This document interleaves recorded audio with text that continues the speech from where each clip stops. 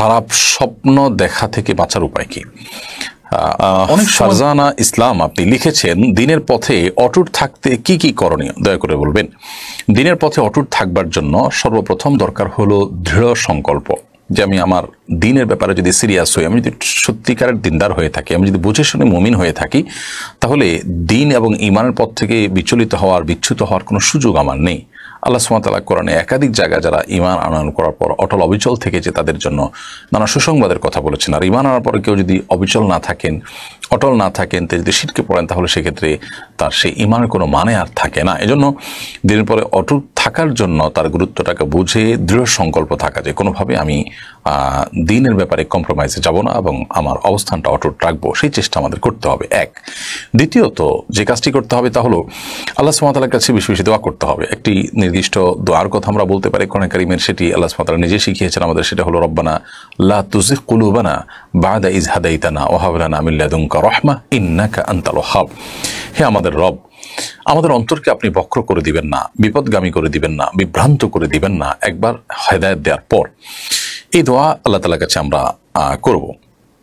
এর পাশাপাশি নবী করিম সাল্লাল্লাহু আলাইহি সাল্লামের শেখানো একটি দোয়া আমরা বলতে পারি, তিনি আল্লাহ তাআলার কাছে দোয়া করতেন, আমাদেরকে শিখিয়েছেন, ইয়া মুকাল্লিবাল কুলুব সাব্বিত কুলুবানা আলা দীনিক। হে অন্তর পরিবর্তনকারী, আমাদের অন্তরকে আপনি আপনার দিনের উপরে অটল অবিচল করে দিন। তো এই সমস্ত দোয়াগুলো আল্লাহ সুবহানাহু ওয়া তাআলার কাছে অর্থ এবং মর্ম বুঝে বুঝে কায়মনো বাক্যে নিবেদন করা যেতে পারে। তৃতীয়ত, দিনের উপর অটল থাকবার জন্য দিনী সোসাইটি, দিনী সার্কেল মেনটেন করা উচিত, দিনী পরিবেশে আমাদের থাকা উচিত। আল্লাহ সুবহানাহু ওয়া তাআলা বলেছেন, ইয়া আইয়ুহাল্লাযীনা আমানুত্তাকুল্লাহ ওয়া কুনু মা'আস সাদিকিন। হে ঈমানদারগণ, তোমরা তাকওয়া অবলম্বন করো এবং সত্যবাদীদের সাথে, ভালো মানুষদের সাথে, যারা সত্যবাদিতা অবলম্বন করে তাদের সাথে থাকো বা তাদের সঙ্গ অবলম্বন করো।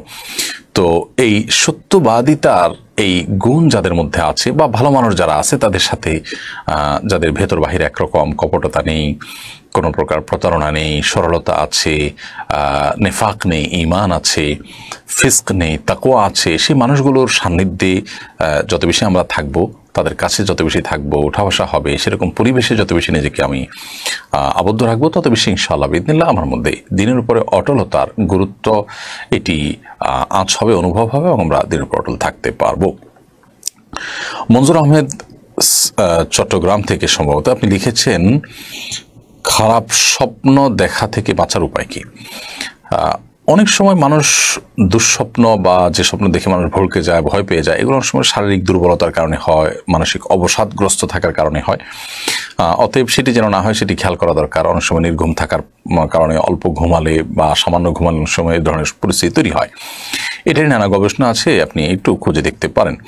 আর এর বাইরে অর্থবহ স্বপ্ন যেগুলো মনে হচ্ছে যে ইঙ্গিতমূলক এবং সেটি দেখে আমি ভড়কে যাচ্ছি, তাহলে এরকম স্বপ্ন যেন না দেখি, তার জন্য আসলে বিশেষ কোনো উপায় আছে বলে আমার জানা নেই। তবে আপনি যেটি করতে পারেন, তাহলে এই ধরনের স্বপ্ন দেখার পর সুন্নাহ এর আলোকে বাম পাশে আপনার যে অবস্থায় থাকেন সে অবস্থা, আপনার হাতের বাম পাশে আপনি প্রতীকী থুথু ফেলবেন 3 বার, হালকা হালকা করে ঠোঁটের আগায় আপনি 3 বার থুথু করে আপনি প্রতীকী থুথু ফেলবেন। এর বাইরে আমানতু বিল্লাহি ওয়া রাসূলিহি পড়বেন এবং সম্ভব হলে সুযোগ থাকলে 2 রাকাত সালাত আদায় করবেন এবং সেই স্বপ্ন মানুষের কাছে বলে বেড়াবেন না। এগুলো হলো দুঃস্বপ্ন বা খারাপ স্বপ্ন দেখার পর করণীয়।